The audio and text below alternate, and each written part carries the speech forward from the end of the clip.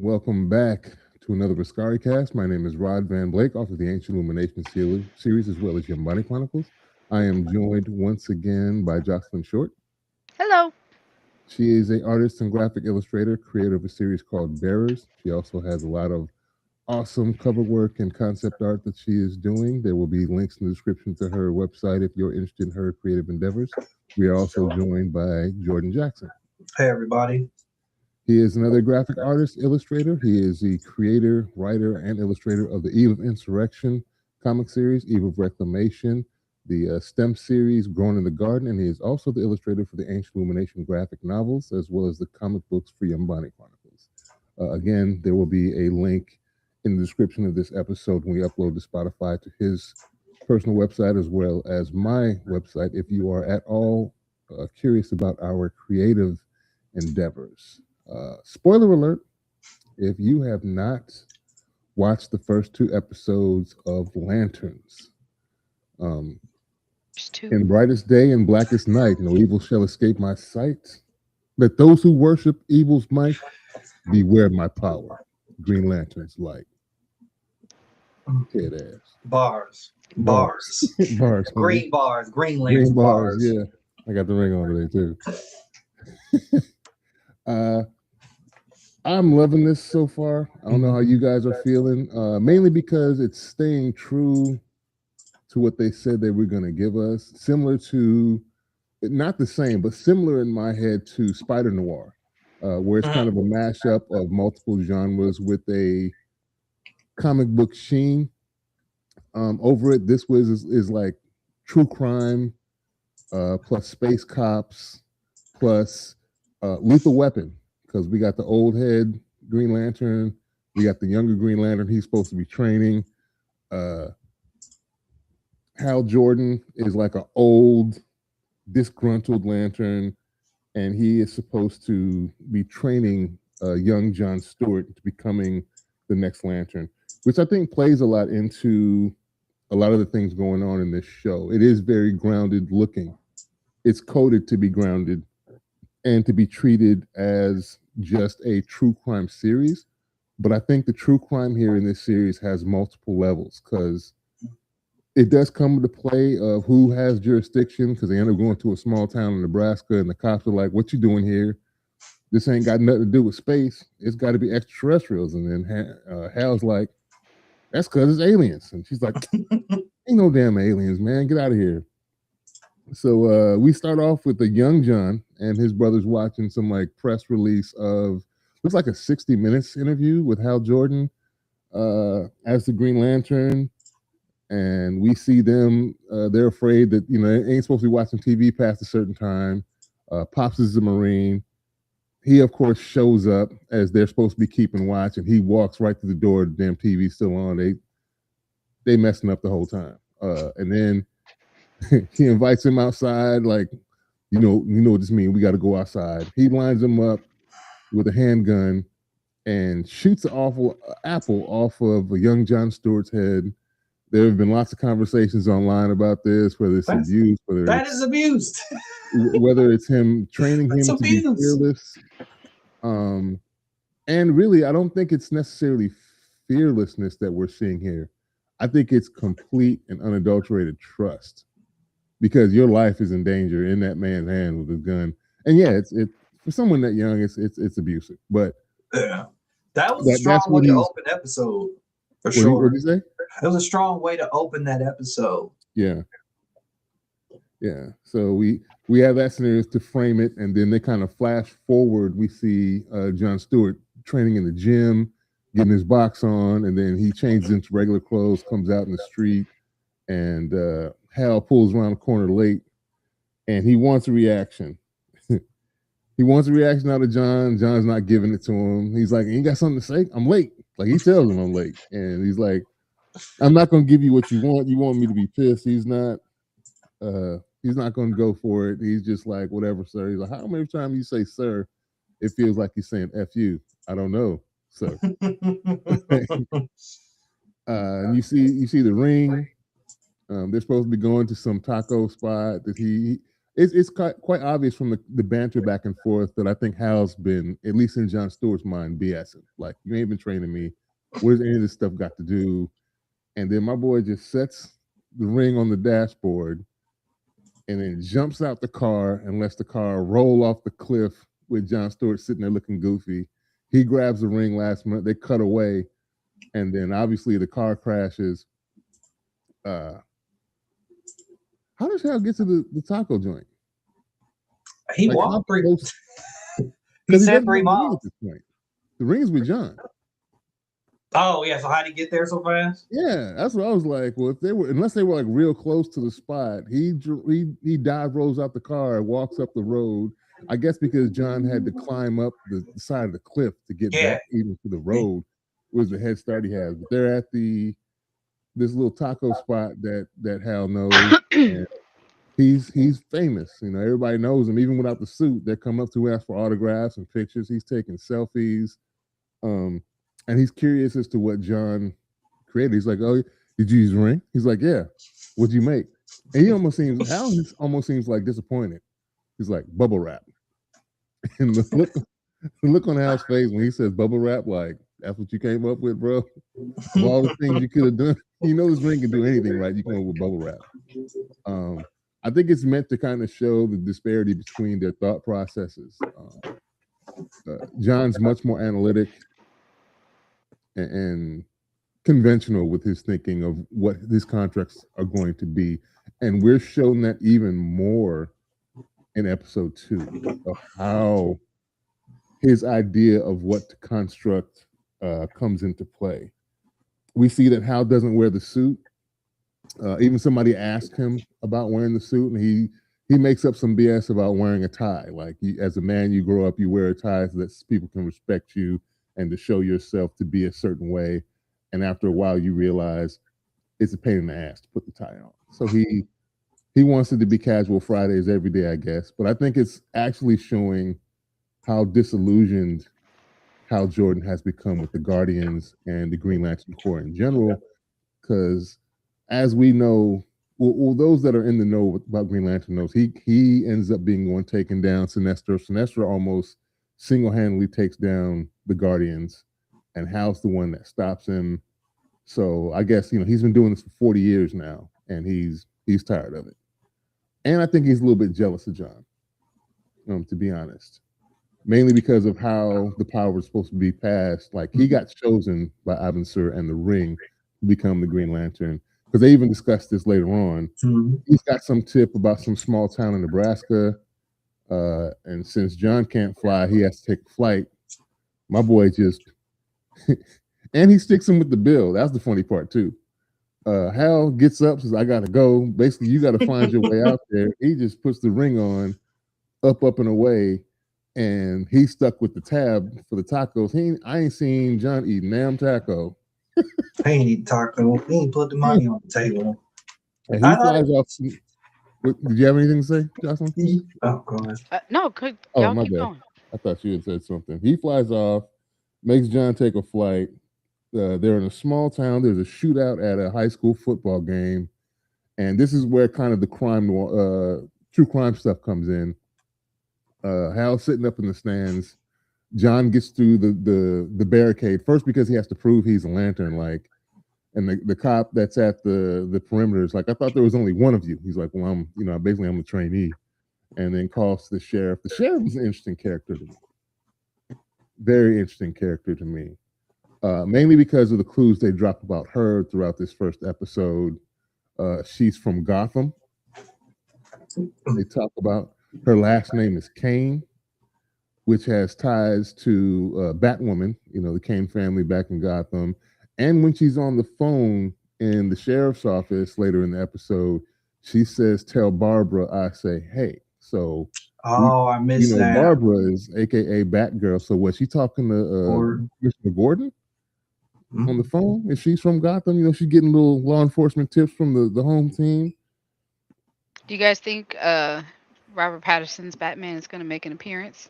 No. Towards the end of the show? No, they're not, because they suck. But No, James Gunn is letting Matt Reeves and Robert Pattinson's Batman be in their own universe, and I'm just like, Oh, so they're not connecting that? They're no, leaving that free? they made that clear. They're not connecting Robert Pattinson's Batman to DC, the official DCU. That was that. They made that clear. That was stated. Yes. Yeah, I know, but they're not going to because they still got to find a Batman. Yeah, we got to find another. We have What? We have one. I know we do. Ridiculous. We have a decent one. So yeah, they end up at this little high school football game. Apparently, there was a shootout. There are bodies kind of strewn about on the football field. They're quarantining people. John walks up and sits by Hal, and they're kind of discussing it. And he's like, "Well, what do you got?" And then Hal flips it on him. Says, "No, you read this. You assess the situation. What do you think we got here?" And then he goes through explaining what's going on. The sheriff comes up there. They're all introduced, and the sheriff's like, "What are you even doing here? This ain't your jurisdiction. It's supposed to be extraterrestrial." And Hal's like, "Yeah, because I believe it is. That's why I'm here. That you just answered your own question. Why am I here? You got bodies on the field. You thinking this is a regular shootout? Looking around like something isn't right with this scene." And so John starts walking around, ends up spooking the one dude they suspect. He's part of it. He's with the visitors crowd that came to the football team. John kind of spooks him. He goes running. They run throughout the facility. John pops him in the nose. He falls out. The cops arrest him. And then they have to leave it there. And now, of course, Hal is asking to interview the guy, and they're not giving it to him. So, as you would in a small town, what do? They go to a bar. And we get to see Hal Jordan create a $20 bill construct, pops it into, and I didn't think anything of it at first, but he pops this 20. You didn't think anything of it? Oh, right. Yeah. No. What I didn't think of was he was doing it specifically to agitate someone specifically. Yeah. I was a little like confused, but then I was like, he's playing the same song multiple times. And then I kind of thought, well, $20 is a lot to put in the jukebox. A couple dollars okay, but 20? He wanted to make sure that song was playing. And then dude kept getting pissed off because the same song is playing. I swear, if you play this song one more time, he's getting mad. And Hal sets the ring on the desk next to on the bar next to John and goes off. And he's gonna get into this fight and get in jail, and so that he can get into the precinct to talk to the suspect they think is an alien, while John chit chats with somebody at the bar. Yeah, well, the Indian lady, what it looks like, I don't know if she is, but yeah, they're talking. Hal gets sent to jail because he gets whooped up on, and he's laughing as he's getting pinned up against the wall, and John just stays there chatting it up with this bar John patron. gets sent to them sheets. Yeah. Say that again. Say that again. Hal got sent to jail. John got sent to them sheets. No sheets. He got car seats. Excuse me. Car seat. Yeah. He said, "Would you walk me to my truck?" And that was code for granny draws. And so yeah. So yeah, he goes off and John knocks the mummy dust off the Indian lady in the truck, and then goes back to the motel. Hal is bailed out by what we find is a very connected and powerful family in this small town, Nebraska. They get bailed out. I think. Am I mistaken, or is the one person, the lawyer, is supposed to be married to the sheriff? Yeah, she's married to the sheriff. She's the son of I don't know. Their last name's Macon, but I don't remember what the guy who's the head of that ranch and what his first name is, but the Macons. Yeah. That was my next note. That was a weird militia compound. They got guns. They're on horses, running around. They're shooting AR-15s and riding around. They got guns and barbecue. They did everything but shout America and shoot guns in the air when they pulled up to the spot. He has dinner. They have barbecue, and I guess John's a vegan, so they make sure they have tofu and this Macon character is not at liberty to tell because of an NDA. He can't tell who he works for, basically, but trying to keep everything under wraps. They know something's weird. We get the line when they're leaving the compound, and Mr. Macon comes out and says, "Did you enjoy yourself? Was the tofu good?" And he's like, "Yeah, it was good." He's like, "Ain't nothing like eating off another man's grill." And just kind of lets that kind of linger right there. It was kind of hilarious. He lets that sentiment linger. And Hal's the one who's lost. He's like, what's going on? Man, I was like, Hal. I'm like, what? Yeah. Like, I feel like the wife got and him got an arrangement. That's what I've been like. pretty much says it. Yeah, it was. Well, we get that confirmation in episode 2, but Yeah. it was like in this sorry. moment. Yeah, you'll find out.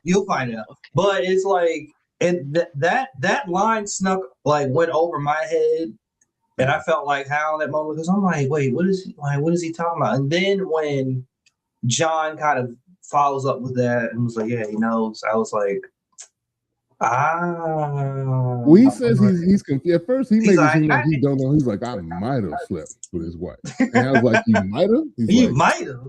I'm pretty sure I slept with his wife. When he's like, and he knows? Apparently. Yeah, like, he knows. I was like, apparently. I'm like, yeah, the wife told him.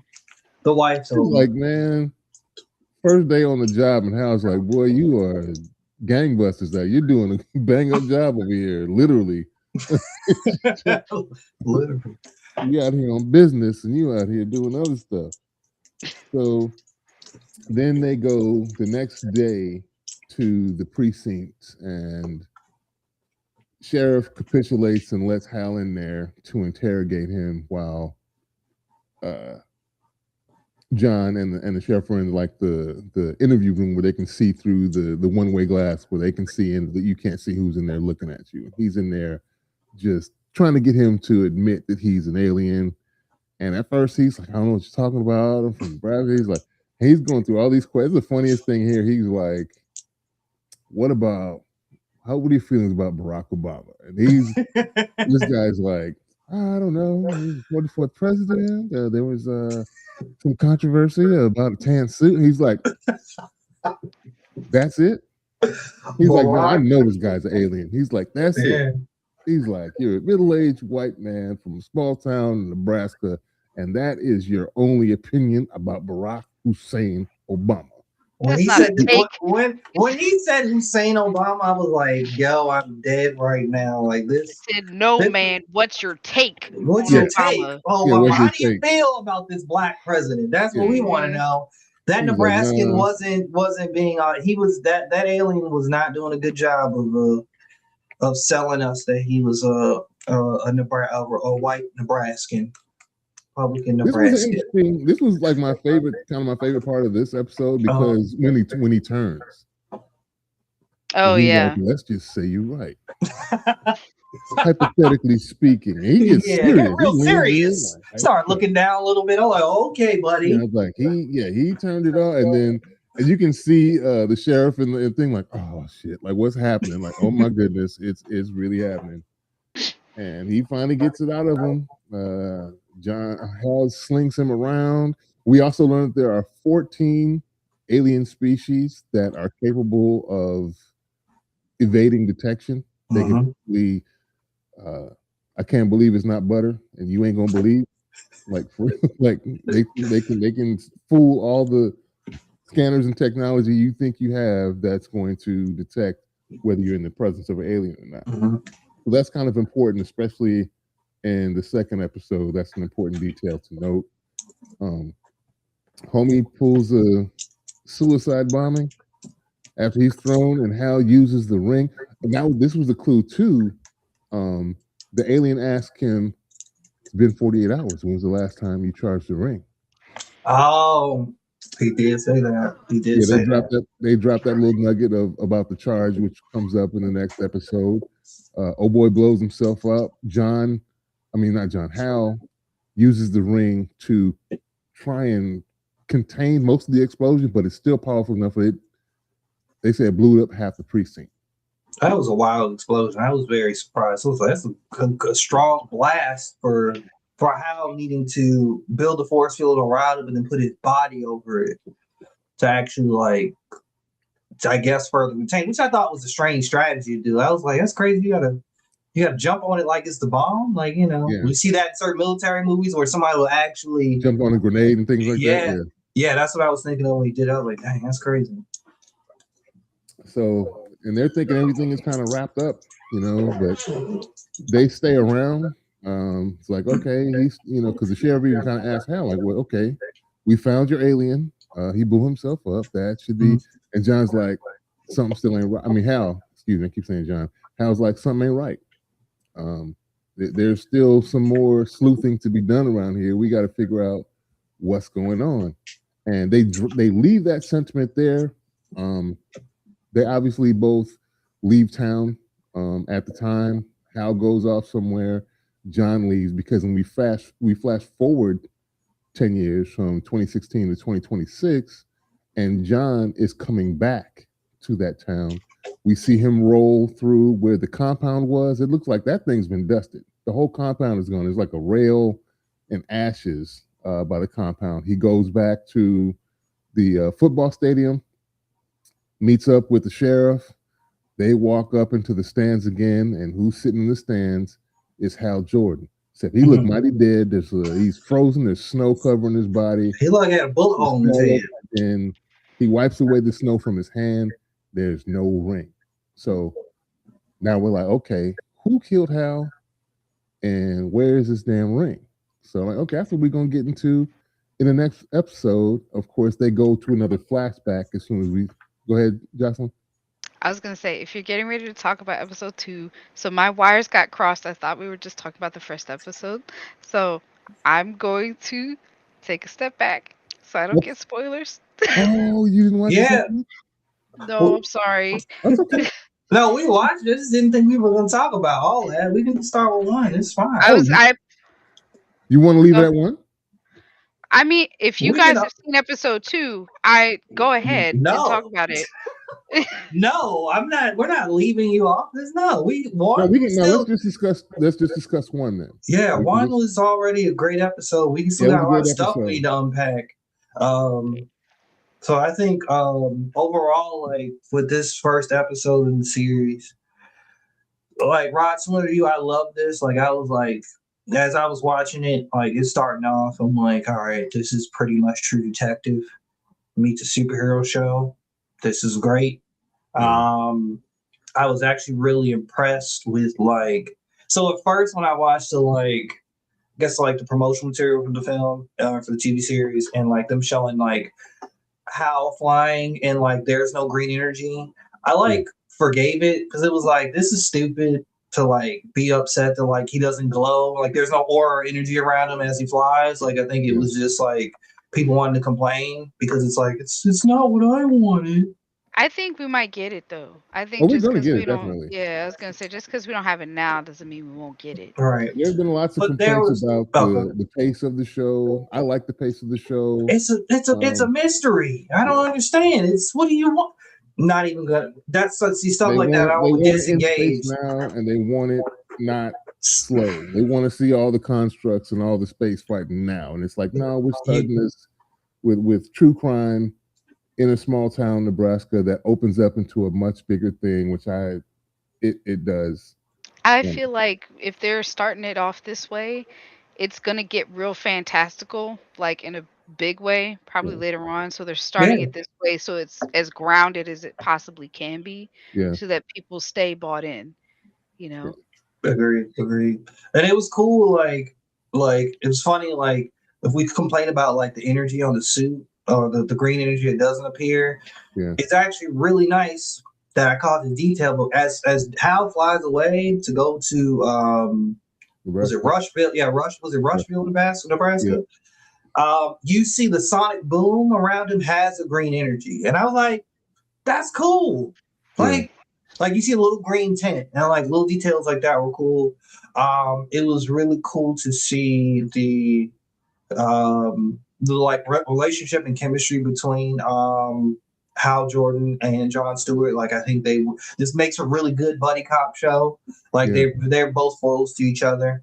And And I think that like Kyle Chandler's doing an amazing job playing Hal, because like the entire first episode, I was like, I like you, but I don't really like you. Like you're kind of an asshole, but I'm like, Yes. you Yeah. are like, I'm like, Yeah. and it's funny because like I interpret him as like he's just like he in this case he is a white man that happens to like he is kind of like holding on to his power, but it's not in like a truly nefarious way where it's like I don't want John to have this. It's more of like I get the sense that he just He's doesn't too want to be green. replaced. Yeah, and he just that's funny. And he doesn't want to be like he simply just doesn't want to be replaced. You can kind of feel that. So there's that like jealousy there. I sense. What were you gonna say, Jocelyn? I was just gonna say, I mean, yes, and I think like the discrepancy between the two of them, and maybe why Hal doesn't want to let it go just yet, is because Hal takes he takes such egregious risks All the and time. like so hard and fast. And I think it was interesting that the sheriff had pointed out this is not a man who cares about anyone but himself, because Mm-hmm. he's so willing to die and take these insane risks. And so I think that's a discrepancy that's going to be resolved throughout the show, Mm-hmm. where Jon Stewart is probably going to be that guy who's like, well, I have to care. I have to take more calculated risks, but I need to take more risk. So I Mm-hmm. think their two worlds are going to marry, over time. Yeah. Yeah. I don't even think it's that. I think it's that Hal doesn't think like John is being he's like the wonder child right now. Hmm. And he hasn't been like number one, I don't think Hal trusts the Guardians. And this guy Oh is yeah. You can basically sense that. this guy is basically he's been hired by the Guardians. Guardians are making him a Green Lantern, not the Ring. Hal's like, remember they talk about it at the bar. He's like, well, I didn't exactly interview for this thing. And then John's like, well, shit, maybe you should have. Like, maybe we should have had you interview for it. I mean, John was on to something, maybe. Yeah. He's like, so they're both like distrustful of the way that each other was chosen. Like the Ring chose Hal, the Guardians chose John.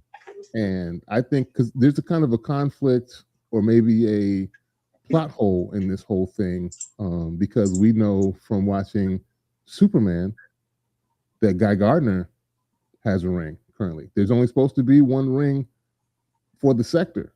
And at the end of episode 1, there's no ring on Hal. This is what. So what if, because Guy Gardner technically was supposed to initially be the one to come after Hal, what if when he dies, the ring just automatically went to Guy? Because he has a ring in Superman, which I think takes place in 2025. So you see John with no ring, there's only one ring for the sector. Because we did jump to 2026. Yeah. That is true. So you're right. There either is a plot hole here or like somehow everything. But Guy Gardner's going to show up in the show. We do know that. But and from the comics, we know that that's how John came in too. Because remember, he got ran over by a bus or something when he was supposed to become the next Green Lantern, and that is how Hal ended up training Jon Stewart. Wait, who got ran over by a bus? Guy Gardner. That's wild. They did him. That's crazy. He ran over. He had his back broke and everything. Yeah. Dang, that's crazy. Dang. Golly. They did that to the ginger with the bowl cut. That's crazy. Yeah. All right. Okay. All right. Thank you for that context. Wow. Yeah. So I don't know if that's going to come up, and that may be the reason why we don't see John get the ring instantly after Hal's death, but instead they're going to flash back again to the past. So we're going to get to see how we get up to that moment. We still don't know who killed Hal. How Hal died. Who did it? Yeah, we don't know. We got a who done it. I mean, part of the course. This is what I wanted to see. I thought that was a great way to end the episode. I was like, yep, I like this. Yeah. Y'all not pulling punches here. Everybody was mad the next there was conversational like they killed Hal or they didn't kill Hal. It's like, yep. Now this is how you start out. You can't say we don't get a body, but that doesn't necessarily mean that that's Hal. That's what I'm saying. And I was like, okay. I'm like, I like this. This is how you Yeah. start off the first episode right here. And This we is how didn't you talk about get the hologram. the hologram. Thank you. I was waiting for you to go back to it because I didn't want to talk about that. Yeah. The hologram was like very interesting, just because like it served as like a set piece. Like it brought us to it was a kind of plot device to push the story forward. But I thought it was really interesting that the ring stores the consciousness of the wearer. I did not know that was a thing. I was like, oh, I like how John knew it wasn't Hal because he was being nice to him. yeah, he knew. He's like, this ain't Hal. Well, you're not being enough of a jerk to me right now for me to believe that that's you. And then I think there's a phone conversation that he's having when he's on his way. I think he's talking to his dad. Yeah, he did. Yeah, he was talking to his dad. That was clearly stay the course, and this job is yours. I'm like, what is his dad a Marine or? Yes. Yeah, I'm like Marine dad. I was like, just suck it up. You just gotta take it. Like, okay. Feel like we're having a black moment right now. Yeah, he's like, Marine you gotta dad, suck it up. and he becomes a sniper because the Macons like the fact that he was a sniper. And he's like, sniper. We heard about you. Yeah, we heard about you. Black man can shoot. Yeah. Out here sharpshooting. Yeah. America and guns. You fit right in here, boy. You don't know. You call me? Don't worry about that. Don't worry about that. You don't need ribs, but we will. We like you. You're a special one. Just start spamming the eagle cry. So it was a dope setup. I didn't know, John. I didn't know you didn't watch the second episode, but it's a lot. I planned to watch it tonight. I didn't know we were going to talk about. Y'all wanted to talk about the first two, so I'm sorry. I figured they were both out, and then we could just go back to the number ones after we hit third. But we can take it one at a time.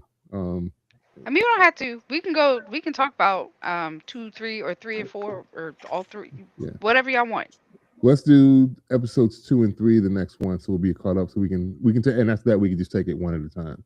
Okay, that works. Yeah.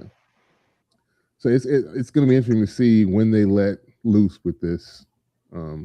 Let him see the lantern for real, like not because they're peeling the layers back slowly in this show, which is good. Like I said, the true crime stuff is still doing it. I do like both the actors, even though a lot of people have been complaining about Aaron Pierre being flat and being like a generic American. But I don't mind him, and he's military. He's meant to be kind of more stoic anyway. He's not going to be as emotive as. I mean, I feel like even in like the Justice League cartoons, Jon Stewart was one of the more grounded League members. Yeah. Like he wasn't necessarily flat, but he wasn't as like boisterous as everybody else or anything. Yeah. And I think it also depends on the context he's in. Yeah. So I think right now these two characters don't trust each other, so they're not going to show too much. Period. No. So yeah. No. I think overall, I like. It's funny because like I feel like I've seen more arguments and conversations about the fact that like why wasn't a dark skinned or brown skinned black man cast as Jon Stewart? Mm-hmm. Aaron Pierre is the skin tone aside, him being lighter skinned, like I feel like he's a very good actor. And I think it's funny. Every time, like when I see him in this role, I just see Rebel Ridge all over again. Yeah. So it's kind of like he's just playing that character again, which is works because John's Marine, John's Marine comes from that environment. So like I feel like this how he's portraying himself fits in line with what I would expect of Jon Stewart, because I remember watching Justice League Unlimited, and it felt like John was very like chill. He like spoke here and there, but he's very decisive.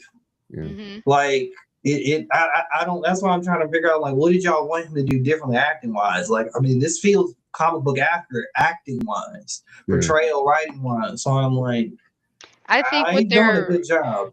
I think what they're waiting for is like a more actualized Jon Stewart, mm-hmm. meaning like whenever Student. this, like right now he's a student of Hal, Mhm.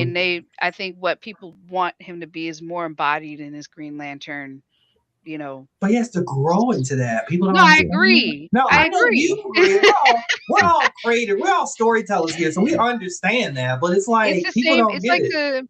It's like the same thing people were complaining about, like Robert Pattinson's Batman. Like they didn't understand the Batman that he was portraying.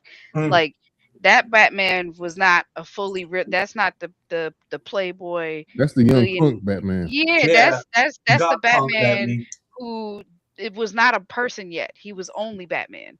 Yeah. So yeah, people Have didn't either of y'all played understand. Injustice? I haven't played it, Not but really. I've seen gameplay of it. Okay. Injustice 2. When you see when we come back to episode 2, is the reason why I asked that question. I want to know. Now I want Okay. to know what the connection is, but we'll talk about it next week. This should be interesting. Yeah.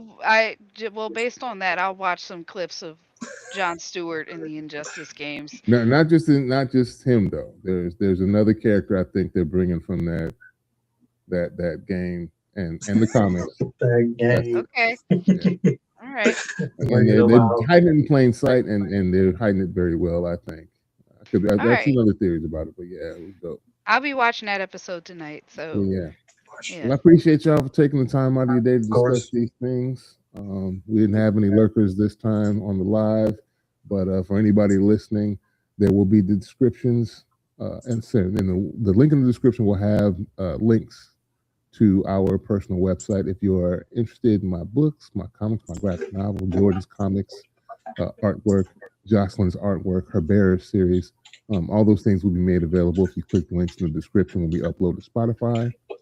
We will get at y'all next week. Peace. See y'all.